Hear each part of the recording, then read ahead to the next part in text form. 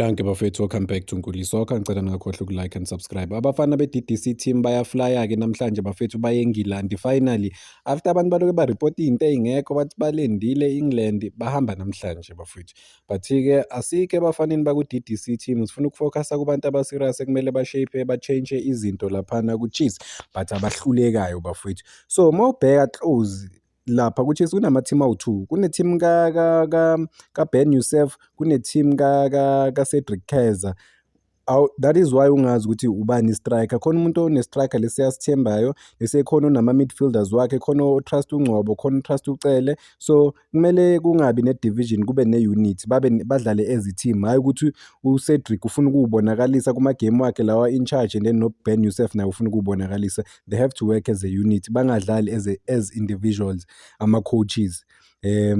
Babe into eyodwa bafethu, but la ngifuna ukufocus kubo, into engifuna ukufocus kuyi-department bafethu, ama-midfielders. I-Chiefs ayinawo ama-midfielders a-good. Ngizoyichaza le nto bafethu, ningaqale na-attack, yimani kancane ngiyichaze and then ningiphikise. So if uyi-team unama-midfielders are-good bafethu, and then no coach kumele bahlakaniphe uku-introduce ama-systems are-good for ama-midfielders, ama-holding midfielders, or ngithi uCele, uNdlovu, uMaboy, uMatlou, uNgcobo. So unama-players, ngifuna nje kwenza le example, unama-players ane-speed afana uSolomons, unama-player afana noDupreez ane-speed lama-player lawo, and then udlala ne-team e-dropper to e-center. Why i-midfielder yakho mayibamba ibhola ingashayi iphasi elide bafethu uSolomons arane? Because uSolomons siyazi ukuthi uzobabhitha nge-speed. Why as ama-coach angahlakaniphi abe naleyo system lokuthi laba siyababona banayo i-pace but-ke badropha deep bazoma ngaselayinini yase-center. There was no threat from i-Chiefs laphana bafethu e-Egypt. Abantu bebadropela deep bame ngase-center but-ke abazange bakwazi ukusebenzisa i-speed saka-Solomons, azange bakwazi ukusebenzisa i-speed saka-Dupreez. And then you ask yourself ukuthi okay, ama-midfielders wabo adlala ama-short passes nje kuphela? How come?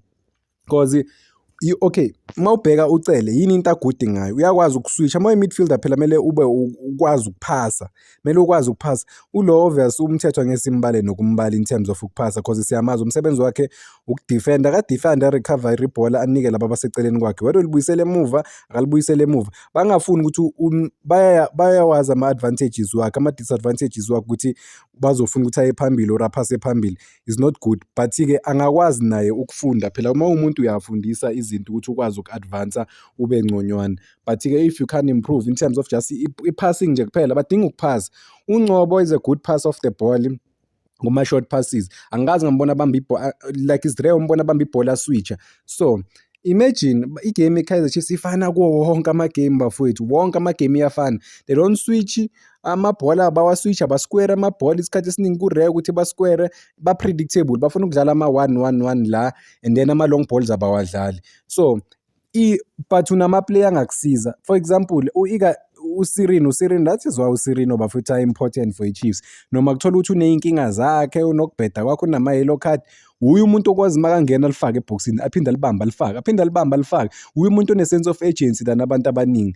That is why ubona ubani u-Igadara ama-headers wakhe le game le babadlala ne-Durban City, uSirino kuphela wafaka ibhola ku-Igadaro, uSirino wafaka amabhola awu-2 kuSilva ukuthi uSilva akwazi ukushaya elinye ibhola phakathi ngekhanda. And then uNdlovu naye is not a good pass off the ball. Mawubheka i-like for like ama-midfielders wabacisha afane wonke. uMatlou ayikho into especial azokunika yona in terms of i-passing range. Why bangabi ne-midfielder lesi basayina i-midfielder ezokwazi ukuthi ugenerally, ama-midfielders sobe siwabiza kanjalo, ugenerally uyi-good pass. Ubani ngikhumbula uMthokozisi Siyende, angazi ukuthi niyamkhumbula bafowethu. uMthokozisi Siyende siyazi ukuthi maybe bekangasi-complete player that much but he was a good passer of the ball.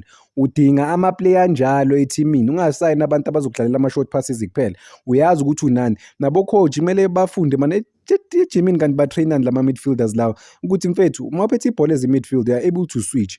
If you can't switch ufuna ukuphasa la eduze kuphela, sense of urgency kuma-midfielders ayikho. Like masingaya kuma-midfielders one by one sithi Cele, what are you giving the team? uSolomons makenza ama-runs and then unokwenza ama-runs uSolomons umbone move arun but ibhola likaze lafika kuye, alifiki kuye, ugcina azabuye. So because of ama-midfielders wabo i-good passing range abanayo. badinga nje ukukwazi ukuphasana kuphela, bahlulwa ukuphasana labantu laba kuphela, babe neplan nabo coach bahlakaniphe batshela ama-players abe prepared in terms of ukuphasana, ukuthi nangu sibani bani alidlale amaphasi kuphela. Cabanga into ebashayayo mina ngikaze like angifuni ukuya kuma-enemies ukuya kuma-Mamelodi Sundowns, but udinga mawubheka ku-Sundowns, they have good passers off the ball, abantu abakwazi ukuswitch. And masibheka igame, ngcono le game lesiyibone this weekend, le Sundowns badlala nale team le yeni Lupopo, because of baningi abantu bebayibukele la game. Bayiqale kanjani igame? Bebafaka ibhola phambili, wonke amabhola ma-long ball, angazi badlala ama-long balls mhlawumbe awu-10. Why? Ama-midfielders phela kumele ube nama-midfielders aneplan, nabantu abanespeed phambili, catching. Lento le create ama-chances amaningi kabi. Ama-teams adropa deep, unabantu abanespeed but uyahluleka ukusebenzisa leyo nto, ilo ama-midfielders wakho, uyahluleka wona ukuphasa.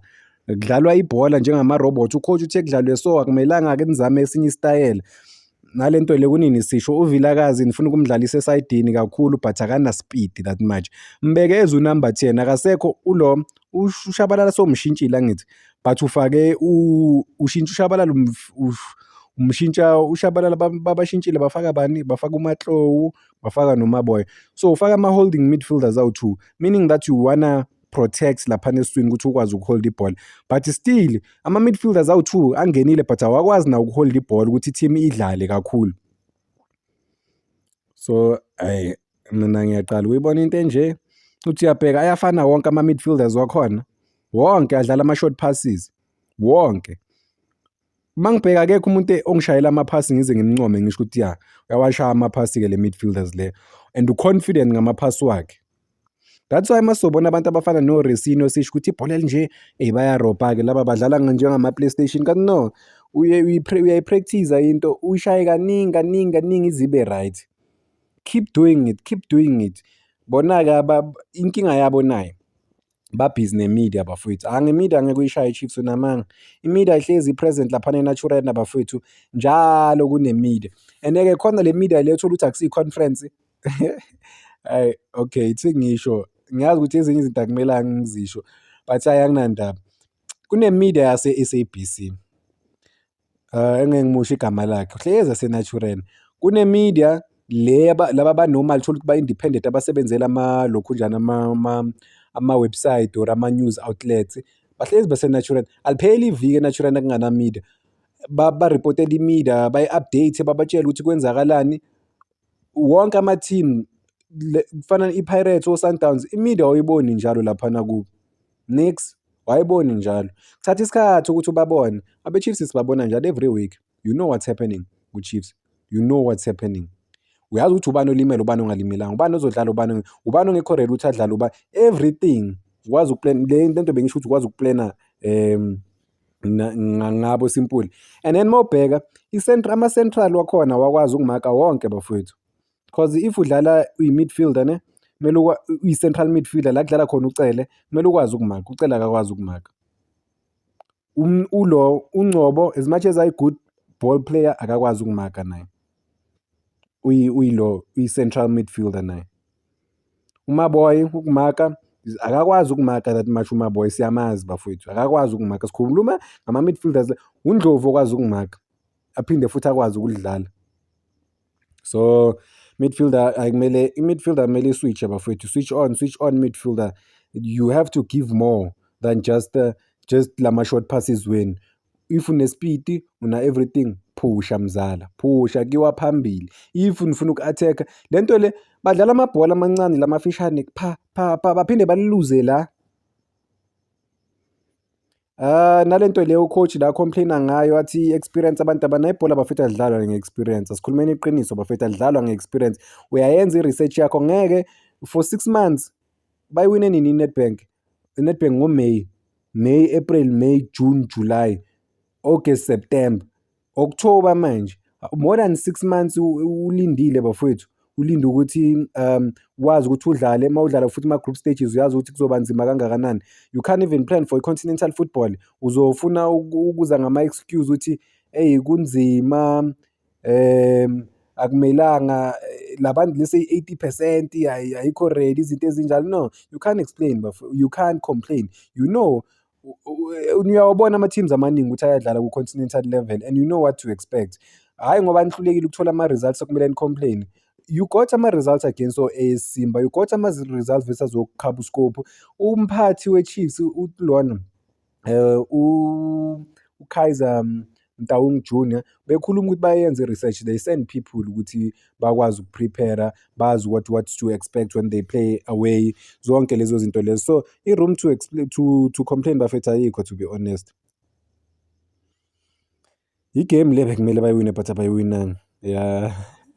It's a journey and a half, but yeah, ma-midfielders, you can't play without ama-midfielders are good.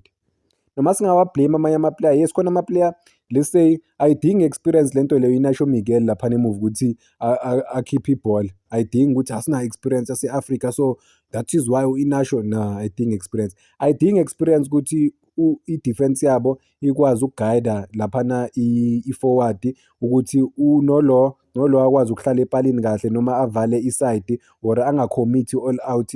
uPeterson ayidingi experience lezo zinto, badlisile bona, bazikhostile. I-leadership yo-coach, lento labantu bakhala ngayo kakhulu, just mention it ukuthi kunokufavor, kunama-player adlalayo ubonayo ukuthi lo akumelanga adlale at the moment but kuyafavor. Ulo Solomon meshaya igoli uyahamba uyohaga ucoach, uyasho ukuthi hhayi coach, makuwuye coach awuselector mina, makuwulo ongacoach baselect uThabiso Munyana, yabo. Hhayi bafethu angeke. But yeah, they have a team. They have a very strong team, bafethu, a powerful team engakhompyutha nanoma yiphi team. But-ke decision making, mina I would start any given day, I would start uNgcobo kuNocele, cause uNgcobo at least makuyiwa phambili, he gives you something. Uyakwazi ukushayela i-through pass, assist, bahlulekeleke phambili. Ucele angikaze ngibona shaya i-through pass mina, ngikaze ngibona shaya i-through pass, ngabe nginamanga. Nalabantu njengoba bathi i-experience abanayo, ne-Al-Masri asiyazi ku-continental level kakhulu, to be honest. Asiyazi i-Al-Masri ku-continental level, kusho ukuthi bebahlangane ngokufana. Le team leshaya i-Orlando Pirates iLupopo ayinayo i-experience kakhulu ku-continental level, to be honest. Ayinayo at all bafowethu. Iyaqala ukuqualify nakuma-group stages, i-history yabo. So zonke lezo zinto lezo uma ubheka kumele ubone ukuthi okay, they can complain but-ke nabo they can complain but-ke what are they doing nabo inside the field of play because of decisive action, decision making proper. Uqalisa uDupreez, uqalisa usibanibani, wawuqalisa ubani, yisiphi isizathu esikwenza ukuthi uqalise umuntu lese onganayo confidence, ongadlalanga amagame amaningi. So yizo lezo zinto lezo bafethu kumele egadwe zibhekwe. Siyazi ukuthi abanye abantu bazothi okay, kujajwa i-team harsh because of maybe idliwe laphana. No, yes, mayizodliwa izojajwa harsh. Amadoda lawa bafowethu, akusiyi-netball le, izojajwa harsh ku-contract enkulu. Nabo coaches bahola bathi engasamenshini iy'mali zabantu. Bathi abantu kungasamenshini iy'mali zabantu. But-ke iy'mali zabantu lezi ezipublic-ke bafethu ngizozimenshina because of fana neya-Inacio Miguel, ukuthi u-Inacio Miguel uhola 385,000 ngiyimenshine ngoba i-public isalary yakhe akekho umuntu ongayazi ngoba i-agent lakhe labhayiza ngithi ngoba lalifuna ukuchomela abantu.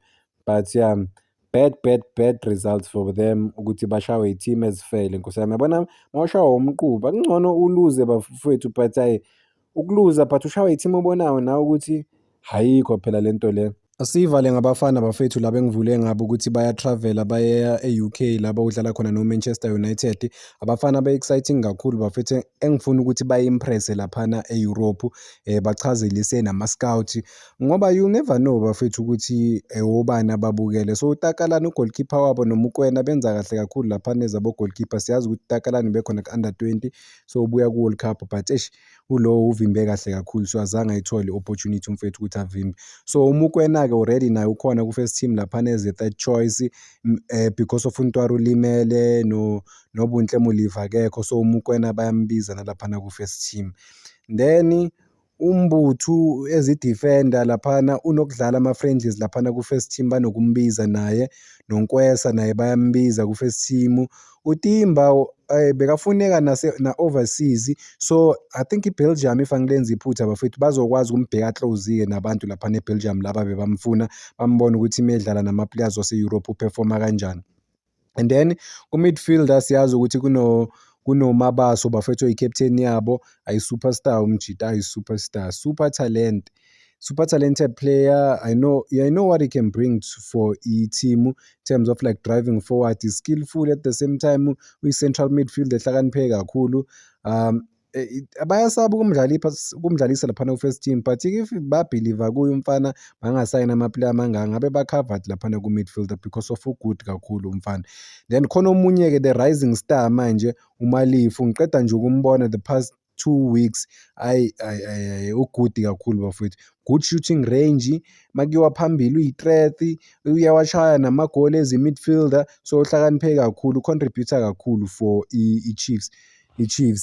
Udlala in a way uyi-attacking angithi laphana bafowethu, because u-advance isikhathi esiningi, is not afraid to take like shots from the distance, powerful shots. So umdlalo ohlakaniphe kakhulu, asiyi future e-right. Then khona uManqoba ozomena, kunini-ke esibhekile ukuthi uManqoba bazompromota but still abakampromoti. But it is what it is because of unama-moments wakhe laphana bafethu ku-DDC team noma ku-Diski Challenge. Unokudlala simbona iqala nasebhentshini ne-match la ashaya khona 2 goals beqala ebhentshini. Sazi ukuthi why ucoach bathembela kwabanye abantu or i-competition i-tough, akusho ukuthi phela ngoba wena udumile kusho ukuthi ungcono kunabanye. Then khona omunye-ke bafowethu ohlakaniphe kakhulu bafowethu umdlali laphana uMakhubo. Amakhubo bafowethu ugood, ugudi kakhulu. Naye-ke uyahamba laphana, udlala i-right wing, yes, uyahamba laphana e-England. uNkwesa udlala i-left back, possibly maybe mengaphefoma kahle uNkwesa uyodlala i-left back, mengaphefoma kahle e-England kwazi bani ukuthi abantu bangamnothisa bamphike, kwazi bani, or bayi-inquire babuze nge-Kaizer Chiefs. But siyazi ukuthi abafana bakhona banama-first team contracts abahola iy'mali, ezi-right. I'm thinking of something la but ngizoyi-mention. Ethi siqede la, naleli hlongwane strike esi-solid lesi bafethu, finisher eli-strong, akadlali, uyalishaya ilo ipala umfana. Awungamniki opportunity because of une-confidence, uyazazi ukuthi what he can offer for i-team, angadeliver kanjani. Sithembe ukuthi nalapha eNgilandi uzo-impressa bafowethu. Khona omunye engimbonile la beyi-man of the match, ubani konje uMjida, ngimkhohlwa, khona obeyi-man of the match, udlale kahle. Yabona-ke lizongishaya-ke igama lakhe bafowethu, Murwashwi, ugudi, u-strong laphana emuva. So baningi abantu abagudi, sobona ukuthi bazodlala kanjani. Ngiyaxolisa ukubhutsha igama lakho bafu, ningixolele bafowethu, ningangi-correct-a abanye, but nizongi-correct-a kanjani ngoba i-voice note ayikho la ku-YouTube. But uMakhuba ugudi, uRonaldo waseMzansi madoda, kunabo Phagu. But-ke mangibheka i-squad, yisi i-squad esitravelayo lesi, but mangisibheka le squad lesi khona kusho ukuthi abasele lana eMzansi. Waze kwanzima kulaba abasele because of ubani, uNeo Butlhoko lo obuya ku-Under 17 World Cup usele, uDone Jansen naye usele. Is it based on iminyaka or is based on ini? Why abanye abadlali basele? Because uJansen I think una-22. Laphana bathi bawudlala nama-Under 21 angithi waseNgilandi. So I don't have information enkulu ukuthi why abanye abadlali basala. Is it because they are over 21? But uButlhoko akanayo 21, mncane. So hayi ukuthi bonke abadlali baya-travel-a, but it is what it is, man. Ibhola li-heartbreaking, ungenza konke bafowethu but-ke uthole ukuthi izinto azikuhambeli kahle, noma maybe abayiboni i-future kuwe or kwenzakalani, asazi ngempela bafowethu. Cause I think, maybe, just maybe bafowethu, yazi maybe uzolokhu njani, maybe indaba yeminyaka, maybe indaba yeminyaka, we'll see. I think i-opportunity lena yokulokhu njani bafowethu yokuthi bazi-advertise ngempela for ama-scouts. I remember i-Chiefs mayidlala kulokhunjana beyidlalaphi i-Chiefs man. Ya bedlala laphana e-Netherlands already obomduduzi Shabalala abantu bakhuluma nabo bababuza ukuthi are you available whatever. Ubani uMcCarthy naye same thing. And then omunye ubani ngizomkhumbula owesi-3 because of uNgcobo, yes uNgcobo babe-impressed kakhulu nangoNgcobo. So modlala e-Europe njalo umisele bafowethu, uthathe every game like ngathi i-final or igame yakho yokugcina ngoba wazi ukuthi noma kuthiwa udlala ama-friendly awazi ukuthi ubani obukele. That's what happened laphana e-Netherlands. Washo ukuthi-ke amajita asesenama-contracts a-serious nabo-Chiefs, abantu ababafunayo kumele babakhiphele ama-millions laphana. So asazi maybe into estopile kancane but yeah, it is what it is. Ngicela ukuyibamba lana bafethu, sibafisela inhlanhla abafana laphana eNgilandi ukuthi badlale kahle bamisele bakwazi ukuphumelela ukwenza i-Kaizer Chiefs ibe proud, i-South Africa ibe proud ukurepresent amakhosi for life kahle. Danko bafethu, cela ningekhohlwa ukulike and subscribe, making sure ukuthi i-page liyakhula lifika ku-15,000 subscribers.